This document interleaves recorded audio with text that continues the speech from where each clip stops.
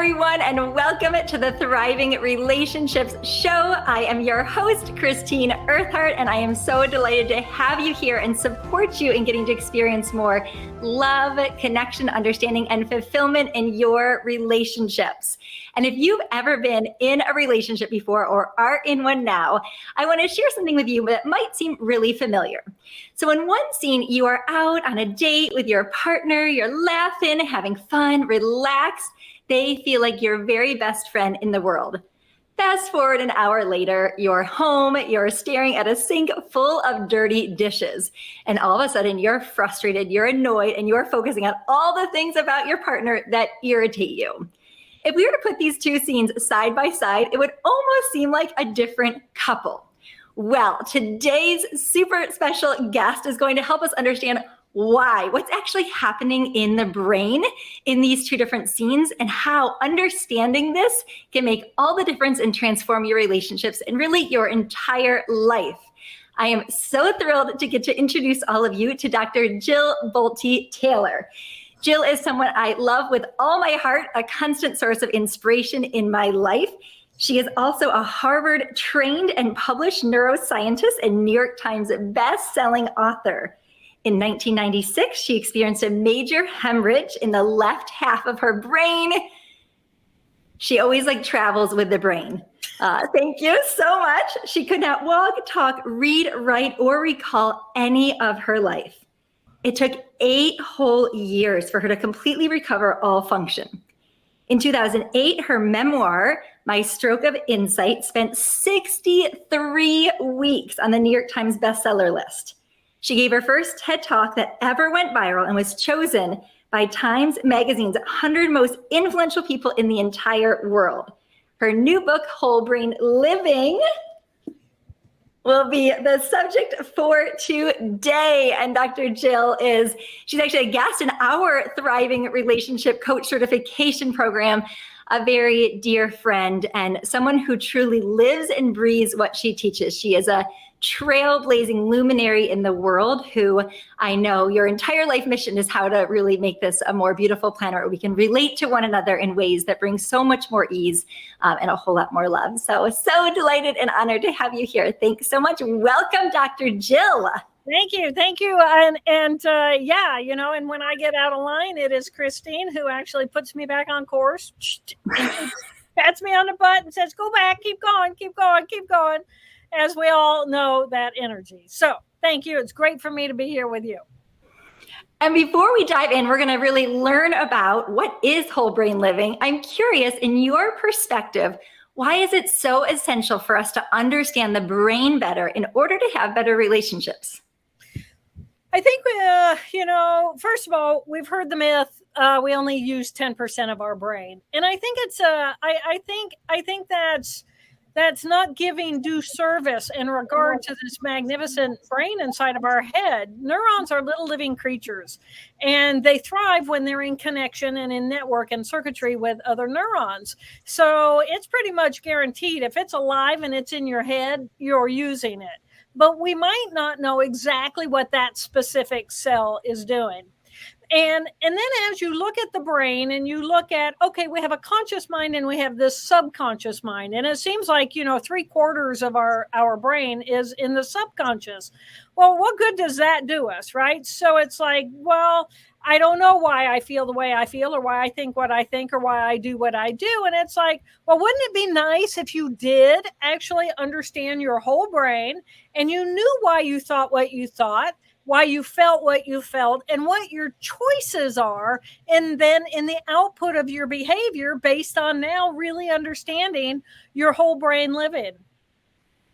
Super wow. And I will say, Brett and I, since you've introduced this model to us, it provides such a clear way to depersonalize what's happening at any moment and find the pathway back into connection just instantaneously with that understanding. So I'm so excited to dive in more. And I also just want to acknowledge, when I decided to begin the Thriving Relationship Show, I knew absolutely who I wanted as my first guest. So yay, thanks for being willing to be here. So you suggest that we have 4 characters that live inside of each of our brains. So can you share more? What do you mean by that? So when you think about the brain, we have the reptilian brain. We've heard about the reptilian brain, and that essentially makes up the brain stem of our human brain. And this is pretty much on-off switches. I'm hungry, I eat, I'm done with that.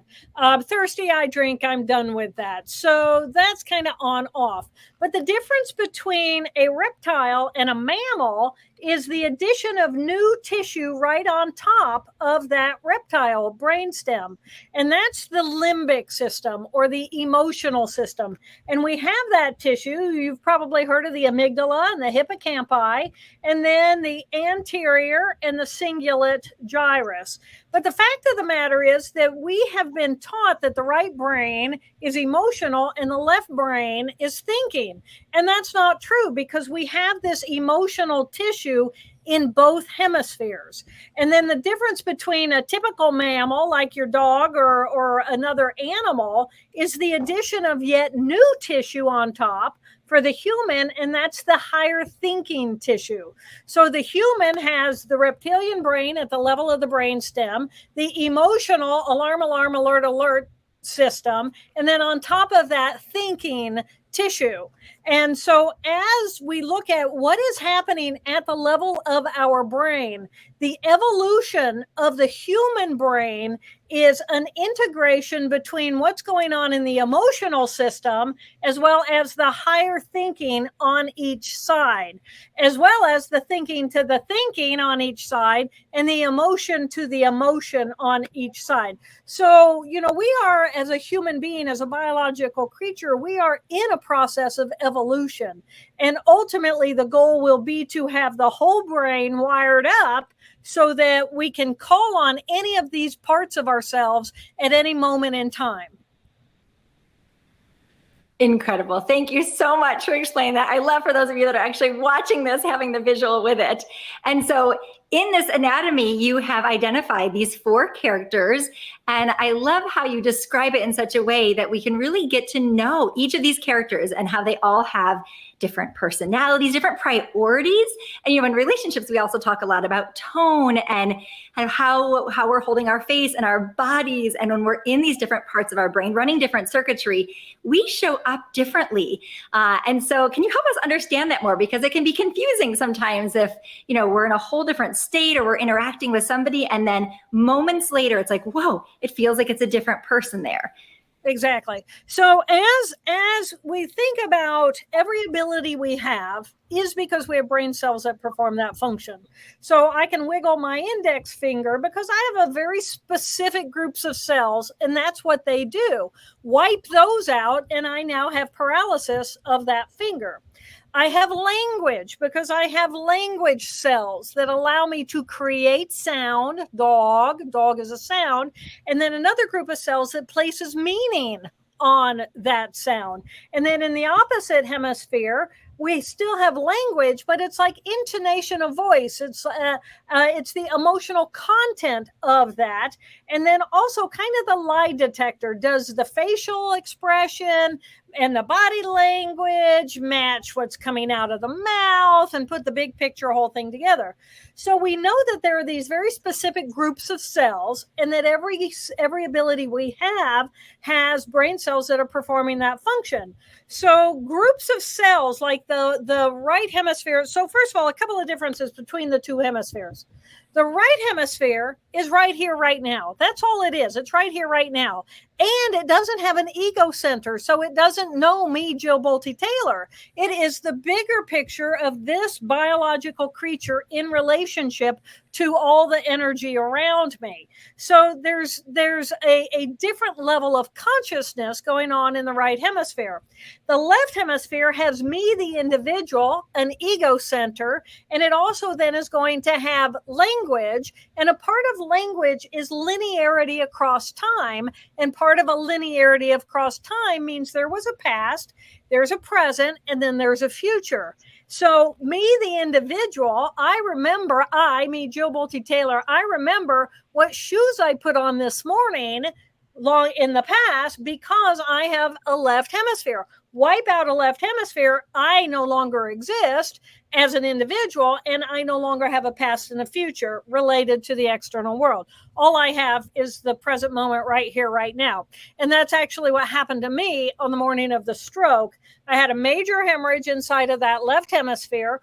Over the course of 4 hours, it wiped out all of my thinking brain, all of my language, as well as all of my emotional system as it related to my past and any projection into the future. In the absence of that left hemisphere, I was still alive, I was still conscious, but I, the individual, did not exist, and I lost all recollection of people, places, and things in the external world. I didn't know what a mother was, much less who my mother was. So that's the long way around to your question. So as we look at the 4 characters, we have 2 emotional groups of cells, and we have these 2 thinking groups of cells. Well, what do those cells do? So I'm going to start with the left hemisphere, and I'm going to talk about character 1 as the left thinking tissue and character 2 as the left emotional tissue. And these are the groups of cells in character 1 that is my language and my ego identity as I relate to the external world. And this is the part of my brain that lets to control people, places, and things, including time. And so it likes to create order. It likes structure. It likes to be the boss. It likes to define what is right, what is wrong, what is good, what is bad. That's what those cells do. And I don't know about you, well, probably do, but as you think about that part of yourself, it's like, well, who am I? What does it feel like when I'm being my character 1 thinking tissue? It's like I go to work. So here's my little dolly, and this is little Dr. Jill, and she goes to work, right? She puts on her lab coat, she puts on her lipstick, she puts on her earrings, and this was her before she was so old. This was when she was a college kid, right? But she went to school and she got the job done in order to get the education, in order to grow up to be this character profile. So this I name them. I encourage you to give a name to each of your 4 characters so that you recognize it immediately. So I call my character 1 Helen. It's short for Hell on Wheels. She gets it done. And she goes to work. She's database, she's business-based, she's organized. Christine, have you named your character 1? Yeah, so the name I'm going with right now is Tina because it's very efficient. It has like a different energy to it than Christine. And Christine's 9 letters. Tina's only 4. Boom. Nobody really calls me Tina. I'm all about like, efficiency in those moments. That's because when you're being Tina, you're busy. It's like, the telephone rings. It's like, hello, what can I do for you? Right? It's not like, hello, it's Christine. Oh, I'm so glad to see you. It's like, good, blah, blah, blah. No, it's like, I'm busy. What do you need? Right? I've never seen that part of you. Well, I know that part of you, but I've never interrupted her and had her not talk to me. Anyway, so that's character 1. We all have this character. Some of us have it as our primary default character. Some of us, it rarely shows up. So as you think about yourself, as you think about your partner, as you think about your children, as you think about your parents, everybody's got a character 1. So who likes to hang out with your character 1? Who likes to give your character 1 things to do because your character 1 is good at doing things?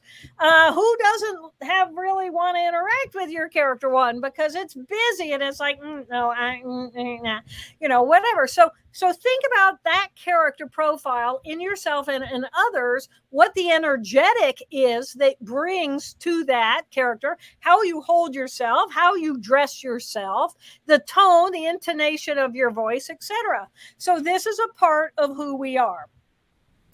Character 2. Character 2 is going to be left hemisphere, but the emotion. And so this is the emotion, my fight, flirt, flight,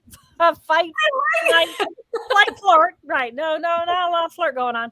But my fight, flight, flee, fight, flight, freeze. There we go. So this is the fight, flight, freeze part of who we are, automatic response. But it's about the past, and it's about the future. So what these beautiful cells and little character 2 does is it takes the experience of the present moment, it looks back into my past experience, and it says, give me a reason to push it away and say, no, that's not safe in the present moment. So this is where all my old emotional trauma, this is my emotional baggage, this is my it's kind of constricting, and it's not thriving because it's looking to stay small, to stay safe.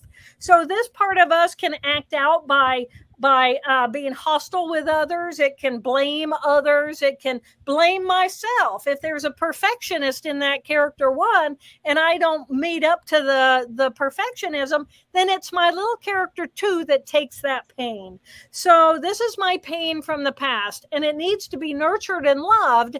And it's so important because it is the alarm, alert. We're experiencing pain, and there's something we need to use the other parts of our brain to look at, reflect upon, assess, so that we can heal it. So the only road to emotional healing is by evaluation and working with our little character 2.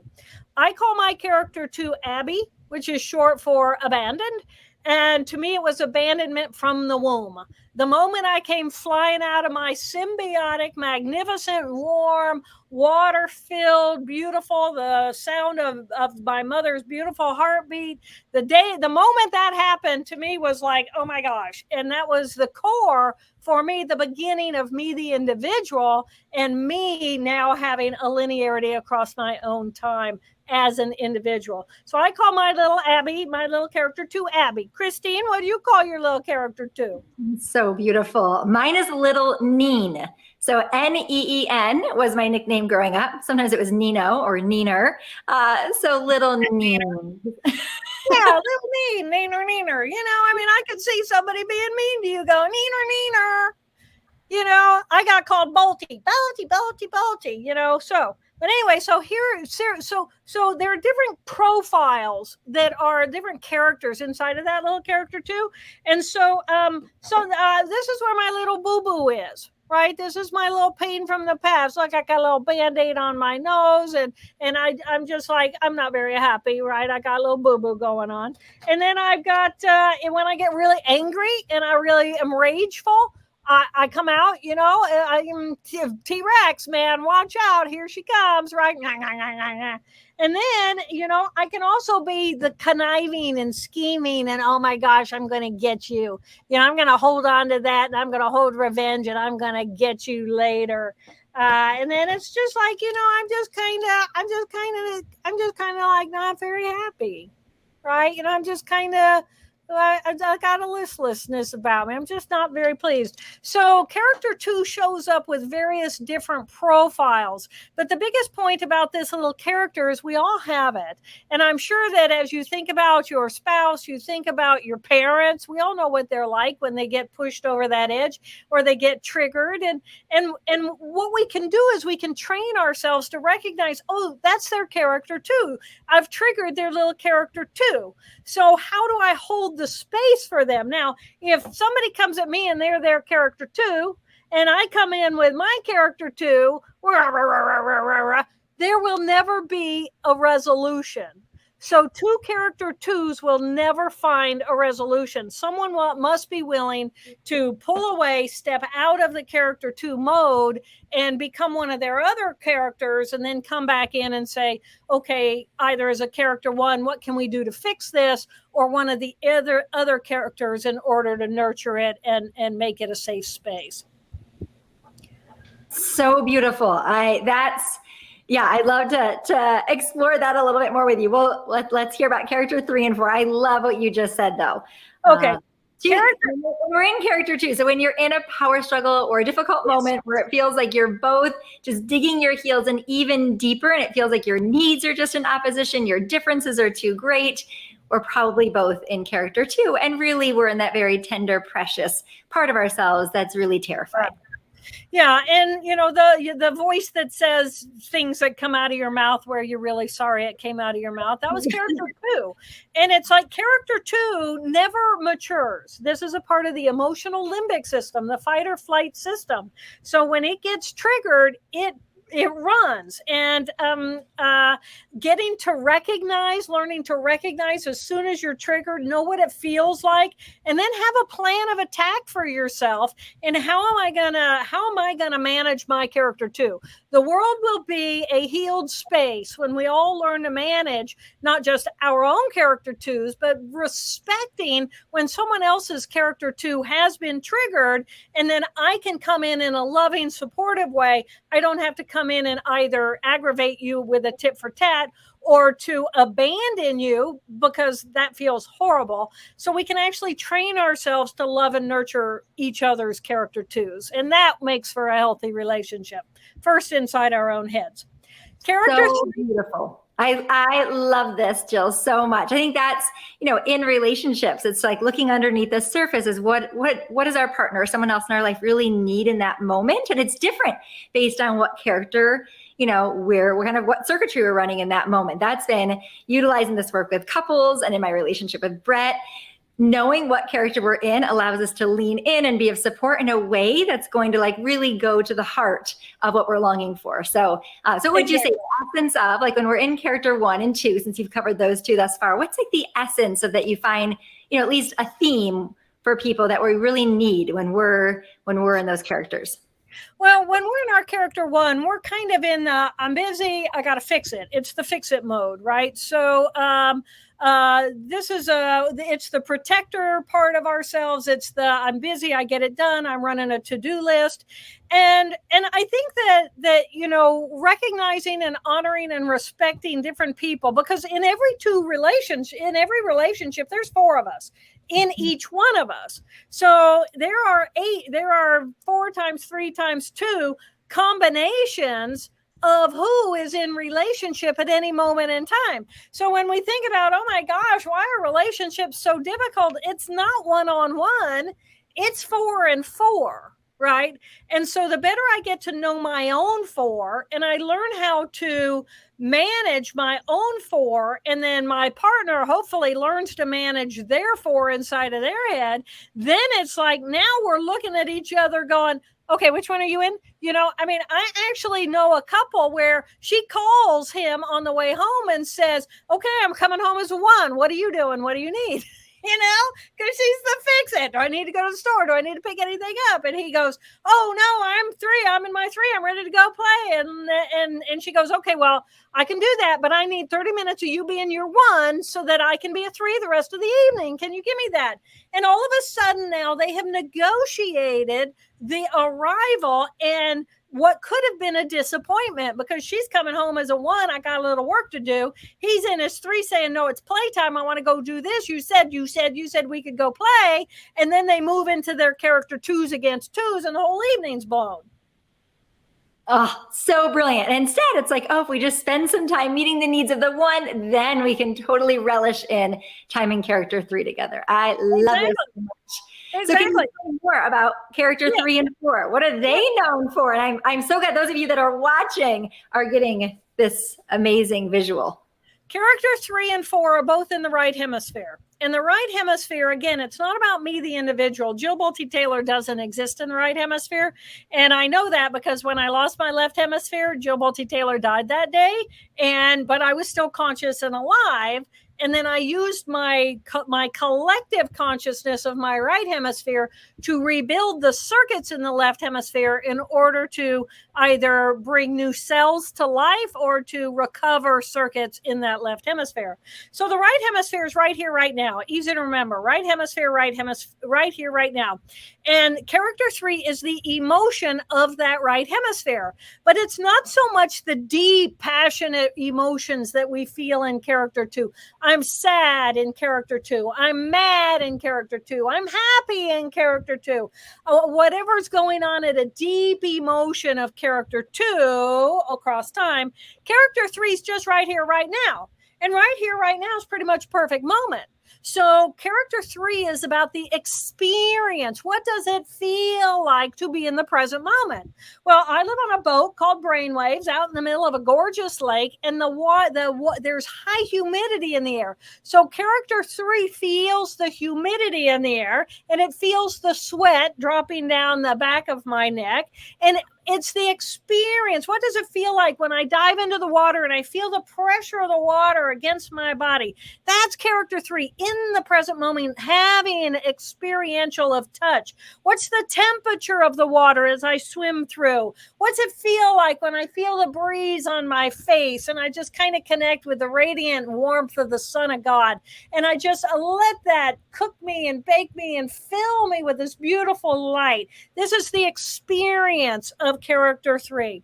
So character 3, it's just right here, right now. So it's curious in the present moment because it doesn't define what is right, what is wrong, what is good, what is bad. That's over there in that left hemisphere. It's just right here, and everything sounds like a good idea. So this part of me wants to explore. It's innovative. It wants to color out of the box. It's creative. It's entrepreneurial. And it likes to be with others because it's a part of the collective whole. So it's like, come on, Christine, let's go do this together, and let's go explore that together, and let's make this together, and let's do that together. And sometimes I might say something that sounds like a good idea that's illegal because, again, it's not saying what's right, what's wrong, what's good and bad, right? And so then it's like, okay, let's go sneak into the neighbor's pool in the middle of the night when they're not looking, and then we get arrested and we end up in jail, right? So a lot of character 3s end up doing things that get them in jail because, then the character 1s come in and they say, well, what were you thinking? And then this character says, well, clearly I wasn't thinking, right? I wasn't looking at consequences of behavior, right? I'm just all about right here, right now. And so I think probably people in your audience are thinking, yes, that sounds just like my teenage son, because what's going on during the teenage years, that's a whole other podcast or show. But that's the character 3. So I call my character 3 Pigpen because Pigpen in the Peanuts show is right here, right now, always present, always happy, and covered in dust. And some of that dust is from Babylonia 2,000 years ago. And he just thinks that's cool, right? So I call mine Pigpen. And so this is my baby Pigpen. Isn't that adorable? Little baby Pigpen. So this is little baby Pigpen who came out of the womb. And then this is my other Pigpen. This is hold on, I'm finding her. This is my little girl, my little happy girl, my little happy Pigpen, right? She's always just like mischief, right? She's cleaned up today. Usually she's stomping in a mud puddle. And then this is my big girl Pigpen, right? Oops. Of course, big girl, right? She's got a pen attached. I'm going to leave that there. And then this is her little buddy, right? So these should look familiar to you, Christine. So here you have to see my hair, right? I mean, are we match set or what, right?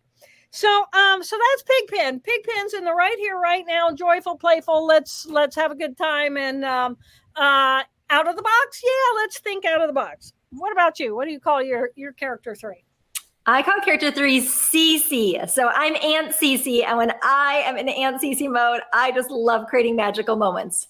It's all about the joy and fun. Exactly. And I know your husband well, and he's got a very strong character 3. So, I'm sure that there's just this very playfulness that can happen. And character 3 with a character 3 works fantastic. A character 3 and a character 1 works fantastic. A character 3 is actually really good to go and play with my little friend who's in their character 2. It's like, come on, let's get you out of your character 2 funk, and let's go explore something. Let's go distract you from whatever that past pain is that you're hooking into. Not that it's important to never address your character 2 pain, because it is. At the same time, it's important to visit it, reflect upon it, allow the healing to happen around that. It's important to not make it a lifestyle. Yeah. Beautifully put. All right. So we've got character 1. When we're in that place, you've kind of, painted the picture. And maybe if we notice our partners in character 1, taking some moments just to be with them about the logistics, engage with them. Such good visuals. Character 2, to really recognize that, something has gotten triggered. They're just scared, underneath what might be on the surface. So how do we lean in and be a source of healing, of support, kind of soften into it? Yeah, exactly. Look at that. And it can show up in lots of different ways. Our partners in character 3, they probably want a playmate. Yeah. Yeah. Yeah, and it's probably messy. I mean, don't put me in my best Sunday outfit and expect me to a little character 3 to keep it neat. No, I mean, come on, Mom. Carry some nasty clothes because I'm going to the woods or I'm going to the mud puddle. Character 4. So think about this. Every ability we have because we have brain cells that perform that function. We have a space within us where we can find incredible deep inner peace. Character 3 is about go, go, do, do. Character 2 is about processing information about the emotions from our past so we can heal. And character 1 is busy interacting me with the external world in order to create order so that my life is not chaos.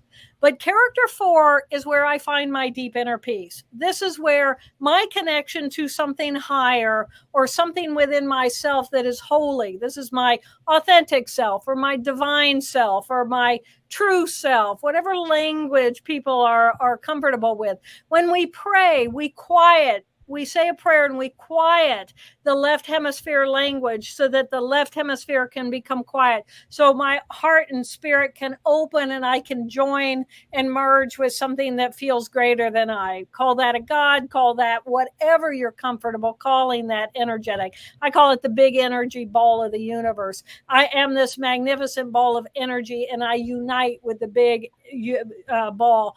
And it's euphoric. There's this unconditional love. There's this feeling of being connected to something that is greater than I. It brings my meaning and my purpose. Why am I alive?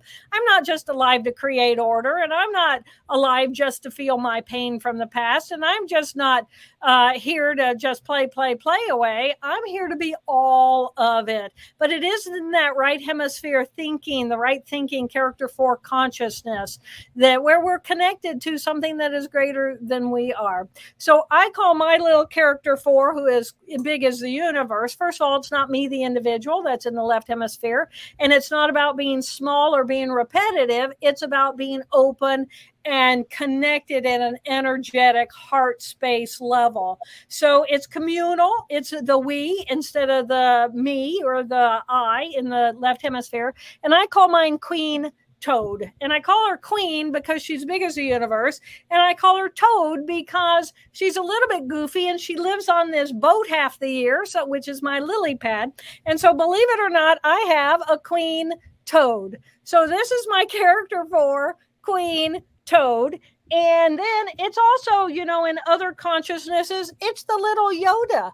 It's the little wisdom of the Yoda who's connected to the force and she's holding the world, or he's holding the world. And it is our nourishment. This is the part of our brain that is like the battery. This is the charged battery. Characters 3, 2, and 1, they take energy out of the battery, but energy is recharged and restored through the nourishment of being connected to something that is greater than I, where I can actually dissolve and relax into it, becoming completely open and expansive. And then my favorite one I have to show you. Oh, I also have this is my mermaid, my rainbow mermaid, because she is the consciousness of all the energy and vibration of the rainbow.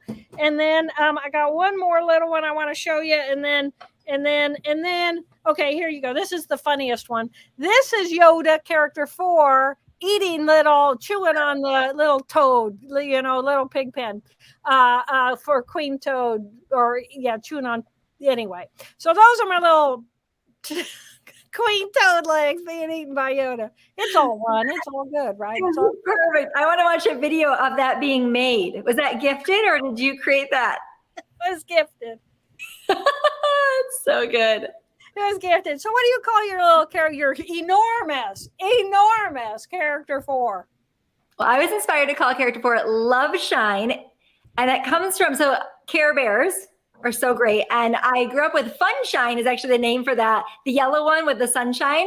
Yep. And I just see them beaming out this sparkly light. And so that's love shine. It's like heart wide open, connecting to the love that is, feeling it shining in, and then letting it shine from me. So yeah. And anybody who knows you, that's where you live. You know, I think that's where you live. At least that's where you one is strong.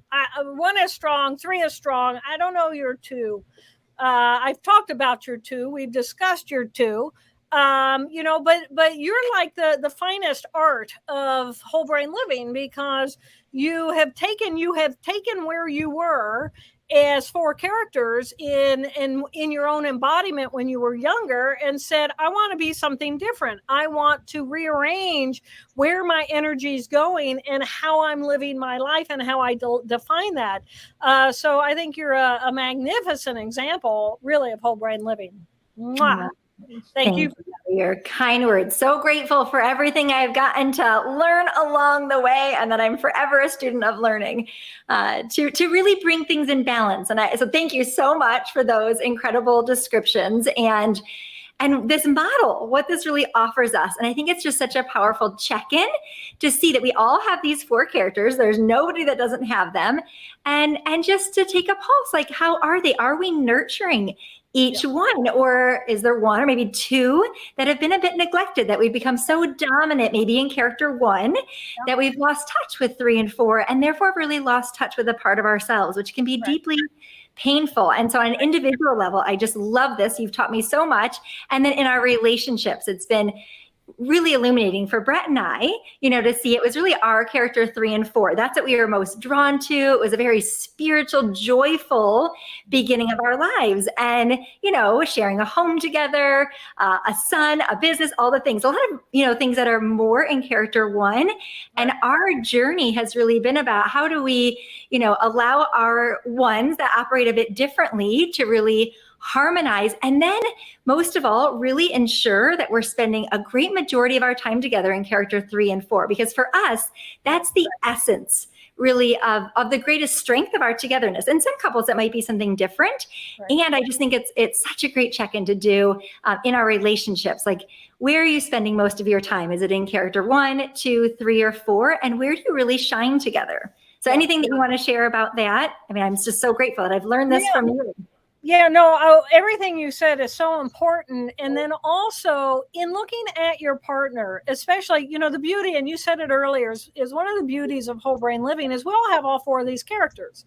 So my character 1's my character 1, my character 2's my character 2, my character 3, and my character 4, and they all have value, and they all have equal value. And if I'm in my character 2, and you come in and you shame me, because this is where I can be shamed. So if you come in and you say, oh, you know, I wanted to go out for dinner and celebrate, and you're unhappy and blah, blah, blah, and yang, yang, yang, yang, yang, you know, and the one comes in and starts being mean, essentially, and not satisfied with the character 2. That's not what the character 2 needs, right? What the character 2, for some reason, is in pain. And as my partner, you know that I'm so happy about whatever it is you're celebrating. You know that my character 1 and my character 3 are so happy. But if in this moment I'm not there because maybe I just got bad news about somebody was in an accident, or someone has COVID, or someone's suffering, or I found out something about myself, something, you know, it's like, okay, well, I'm in my 2. How do we allow the 2 to be explored with curiosity and love and openness and integrity? And my 4 characters can come and have a relationship with your little character 2, but it's your little character 2, and I have a little character 2 too. What would my character 2 need in that moment? And I can't have an expectation of you as my partner from you that I'm not willing to give you at the same time. And I'm guessing that in that wonderful book of homework that you got all kinds of stuff on that, because, you know, different language, but the same point. And so it's really checking in, doing the check-in, doing the check-in, doing the check-in. And the better we do that, and we're not shaming each other, or we're not saying, oh yeah, she's in her too, da da da da. It's like, no, for some reason there's some pain going on, and I have a real human relationship with my partner, and I need to hit my pause button. And if it's to my buddies, it's like, give me half an hour. I'm sorry, give me half an hour. Let me take care of something here at home that I love and that I care about and that I want to nurture, because my relationship is more important than me getting to the ball game on time. You know what I mean? So it's about really paying attention and working as the four of me. Now, this is going to move us on to the brain huddle. Can we go there? Let's do it. I think that's so great. So we have this understanding of these four characters. That is so powerful. And now, yes, the brain huddle. What do we do with this knowledge? So first of all, you, whoever you are in my life, you are not responsible for my four characters. Ultimately, you're not responsible for my pain. You're not responsible for me doing my character one and taking my medication on time.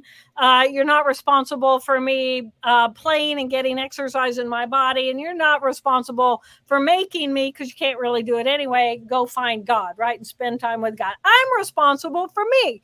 Well, what do I want my life to be? I want my life to be a perfect balance between these four beautiful characters. Now, in normal living, over the course of, just 2 minutes, my four characters can be sharing that microphone. I can have 80 different conversations going on in my head at the same time. And it's like one saying, oh my God, you shouldn't have said that. And little character 2 is going, oh my God, I feel bad I said that. And character 3 is giving, she doesn't care at all, move on. And character 4 is going, oh, it's good. And then, but then character 1, because they have language, they tend to get really loud, and they tend to kind of take over and hijack what we're doing and what we're thinking. So getting all four of these characters, getting to know each of them, they're all beautiful parts of who I am. They all have value in my growth and in my example of how I am in the world, how I want to spend my time, and the kinds of relationships I want to build with others. So I take full responsibility, and I do this called the brain huddle, because this is my team, and teams have huddles. So the brain huddle is when I bring all of my four characters into conversation with one another in an instant. And I encourage people to practice this, literally 20 times a day until it becomes habitual for you, so that any moment in time, any four of your characters can call a huddle and you all show up. Now, why do we really do that? We do that because little character 2 needs us to do that. Character 1, it's good. If she's busy and the others are being quiet, she's happy, right? So she needs to know they're good. Character 3 is like, well, I want to go play. Can I go play? Character 1, you good? Can I be irresponsible for like 30 minutes? And character 1's good. And character 2, she's happy. She's okay. Character 4, it's like, yeah, let's go to nature. Let's go be with God. And so any of them can call it. But character 2, my pain, wants to hold on to its own pain. And I want to hold on to my pain because this is how I protect myself.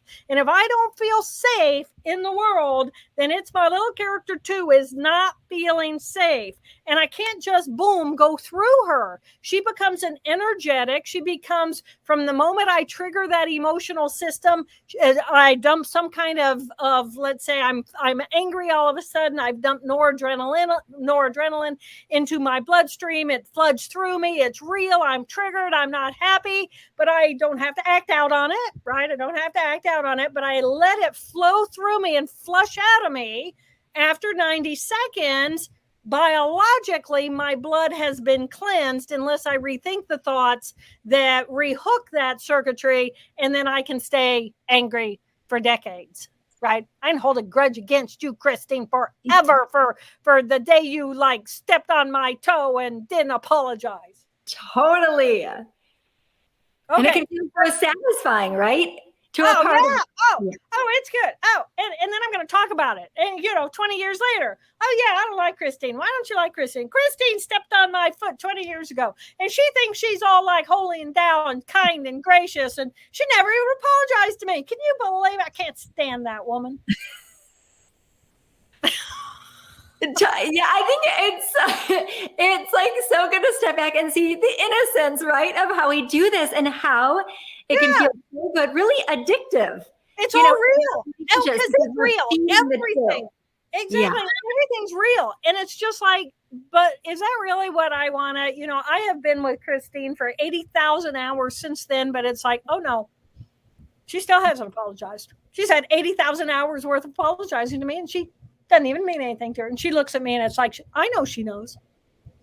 And so we start building, we start getting the evidence, right? And we hold the evidence and we build these volumes. I can go on for hours about why I can't stand Christine because she stepped on my toe 20 years ago, still hadn't apologized. And then I was with her like 13 years ago and this happened and she still didn't apologize. And then 10 years ago, I can give you the whole volume. This is what we do, right? This is what character 2 does. It builds the volumes of evidence against all the reasons why I don't push it away. And it's like, maybe there's a different way of looking at that. Anyway, brain huddle. I call it BRAIN, BRAIN. It's an acronym. B, breath. Bring your mind to your breath. Why is that? Why does everybody focus on breath? Everyone focuses on breath because it's in the present moment. We don't breathe in the past and we don't breathe in the future. Breath is right here, right now. And we can manipulate it. We can use our cognitive mind to manipulate it. I can increase the frequency. I can increase the volume and amplitude. I can even hold my breath. Human is the only animal on the planet that can hold their breath. Isn't that interesting? Tidbit. Anyway, so breath. Bring your mind to the present moment. R is recognize which of your 4 characters called the huddle. Any 4 should, all 4 should, but which one did? R, recognize. A, appreciate that regardless of who called the huddle, there's 4 of us in here. Okay, so it's like, okay, let's check in, right? Character 4, she's always good, right? Character 2, are you with us? It's like, yeah, I'm all right. And character 1, are you with us? Yeah, I'm good. I'm in a hurry, but I'm good. And character 3, yeah, are you here? And it's like, yeah, I'd rather be play. I want to go play, but whatever. So appreciate there's 4 of us. Now, as soon as we do that, let's say we're in our little character 2 and we're not very happy. And it's like, do I really want to call? I don't want to call a brain huddle. I don't want to call a brain huddle. I want to, this is where my addiction to my anger, my addiction to my pain, my addiction to anything that I use to self-soothe myself as an external addiction. This is the trauma and the addiction tissue. So getting her to open up. And once we train her that she doesn't have to suffer forever and she doesn't have to suffer so deeply and she doesn't have to just keep routinizing, she learns, I don't have to be in this pain. I can save myself. Oh my gosh. So A, appreciate that there's 3 other places in my brain where I can pull that energy ball out of character 2 into the brain huddle. Appreciate there's 4 of us. And then once we're all there, inquire, well, which one of us do we want to give the microphone to? Which one do we want to have take the lead to navigate the next few moment by moments of our life? So the brain huddle is a tool that we can use to rescue ourselves. First, it's a tool to check in with everybody, get to know them all. 2, a tool we can use to rescue ourselves. And 3, a tool we can use to really make the life we want to live, be who we want to be. We have the power to choose moment by moment who and how we want to be in the world. And this is one way we can do that. I love it so much and cannot recommend highly enough whole brain living. In this book, you're going to get the full description of really grasping the anatomy. Woo! Look at these matching books. The anatomy of choice. You'll understand what's actually happening in your brain, and it's full of exercises to really get to know, what do we need in those moments? What do we prioritize? I love the questions like, who does this character get along with really well? Who do we not get along with well when we're in that character? And that awareness, it really is so life-changing. So cannot thank you enough for birthing this model into the world. It's really a paradigm that we can overlay in so many different situations. And these brain huddles, I love what you're saying. And so we can call a brain huddle individually, and then also in our relationships to kind of recognize like, wow, which characters are we in right now? Breathe, appreciate them, which I so appreciate about your approach, that it's not about judging or making wrong. It's like seeing the beauty and the gifts and the perfection, of each of these different characters. So it's the transformation doesn't happen by, making it wrong, and then really consciously choosing, like, who do we want to put in the driver's seat? Right. And so when we're in our relationship, this is like a mini example, but it was one of the first times that I was learning this work, and it was kind of the theory of it. And Brett and I were learning it together, and we went for a run in the woods, and we went for a run just to bask in the magnificence of nature, one of our favorite things to do together. And all of a sudden I start talking about like, well, we need to get this done and this done. And I start going into character one. Yeah. And just we're so lovingly, Brett, reminds me, he's like, oh, I think we took this run because we wanted to be in character 4 together, to be in the state of wonder and awe. And I was like, thank you so much. Yeah. And in that moment, I could just shift and be in that with him. And so it's like so loving and gentle. And it just allows us to have this fluidity and to realize. So this tagline you have is the anatomy of choice. So anything you want to say about that choice that we all have? Yeah. Well, if something happens in my life, and in that moment, I have a choice. What are my choices? I can do the knee-jerk push away. I can hop into my character 1 and get something done. I can move into my character 3 and laugh about it. Right? Let's say someone says something that's really kind of inappropriate. What do I do? Well, I can tit for tat you, you can boom, come right back at you. Or I can like stand back and think, okay, well, that was inappropriate, but I don't feel the need to shame them, right? I can be my bigger self. Character 4 is going, oh Lord, we're all just a masterpiece of mess, aren't we? And character 3 can make a joke out of it and just pass it by.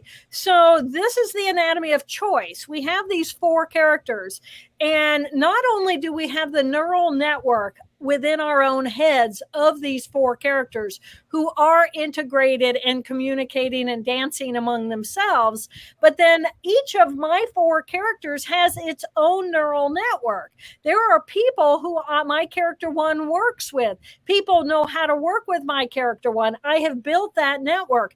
My character 2, I know who to call when I want to, and I want somebody to be misery with miserable company, right? I also know who to call as my character 2, who will give me their character 4 love and hold me and nurture me and let me vent. And then they help me, settle myself down, because character 2 hits character 2 and 3 are part of the autonomic nervous system. So this is all of a sudden dysregulation. That's what anxiety is. That's what fight or flight is. All of a sudden, what was normal passive regulation? No, there's a danger. I have to go into alarm.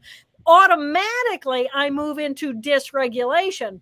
So if I'm feeling dysregulated, do I want to call another dysregulated person so that we can just dysregulate away? Or my partner comes home and now it's like, rah, rah, rah, I'm dysregulated. I want to dysregulate you.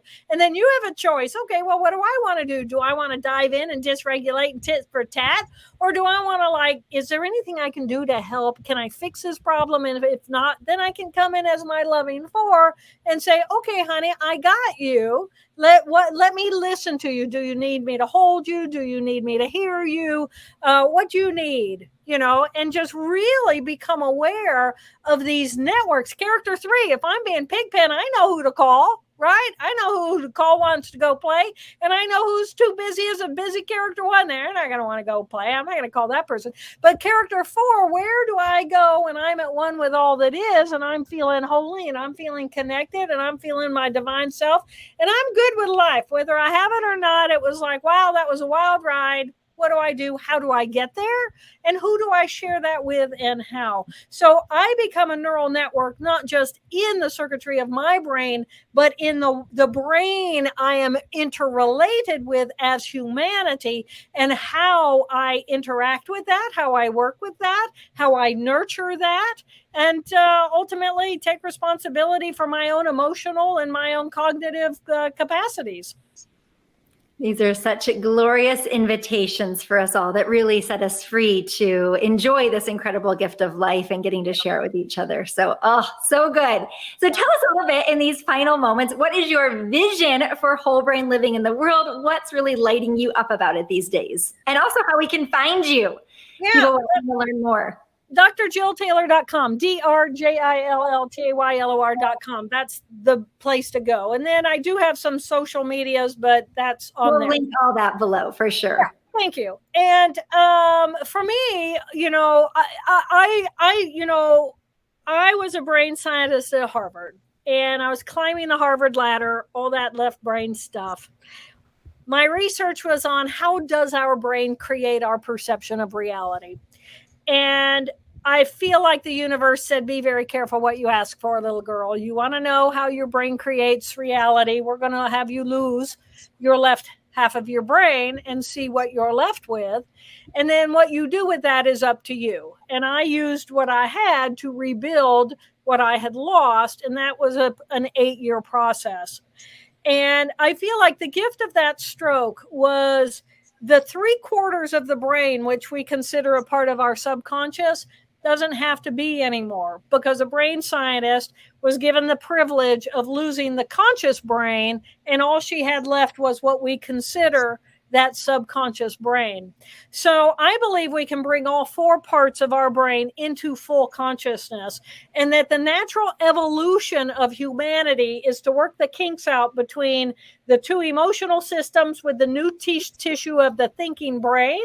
So from emotion to thinking and up and down, thinking to thinking, as well as emotion to emotion, whole brain living as one set of integrated consciousness, whereby we have the power to choose moment by moment which part of our brain awareness we're in, and awareness of what we want to be next. So to me, that's the dream. Help heal humanity one brain at a time. So many blessings to that vision, and you are doing it. I know so many people are lit up about, excited about this work and weaving it into their own professions and organizations and fields. So it's just really applicable to all of us. And I know we didn't even get to really dive into your story. Your story is so deeply moving. And so we will for sure link your TED Talk. And this is the first TED Talk that ever went viral. It is one of the most popular TED Talks of all time, and you can't recommend it highly enough. And also your first book, My Stroke of Insight, is one that people really never see themselves or their brains or what's possible for all of us the same way again. That's really what you are an opener of. You know, we understand these things, and I think it gives us so much more grace and compassion for ourselves and one another. And then you awaken us to really what's possible. And I have vastly more appreciation for the brain thanks to you being in my life. So thank you so much for sharing your brilliant wisdom with all of us. Do you have any final words to our community here? You know, I think that you're here because of relationships. And the number one most important relationship is the ones we have inside of our own head. And if I take responsibility by getting to know these 4 characters inside of myself and how to, am I always going to get it right? No. But I stand more chance getting it right with others if I can find that balance inside of myself. And then the gift that I give to another human being in relationship is acknowledgement and grace and respect around their 4 characters. And then if we really want this to be a healthy long-term relationship, we start looking at the dance that we do. and what is the dance between your critically judging character 1 and my playful character 3? And how do we, when one of us moves into a 2, does the other one step into the character 4 and support and soothe, or does the other person step into their 2 and we tit for tat? And I think that just becoming aware of ourselves in relationship to each other, this is one way that relationships really can then thrive. Thriving relationship show. I mean, isn't that what we're talking about? Oh, cannot thank you enough. This is really unlike any other. We've been studying relationships 15 plus years and have never found a model like this. And so thank you so much for hearing and answering your calling and turning everything that has happened into your life into such an exquisite gift to the world. Please, everyone, check out Whole Brain Living. Follow along for the adventures of Dr. Jill. She is forever expanding into the vastness of who she is. So there is so much goodness to come. Love and appreciate you so much. Can't thank you enough. And thanks everyone for tuning in. We'll see you soon. Mwah. Bye-bye. Bye.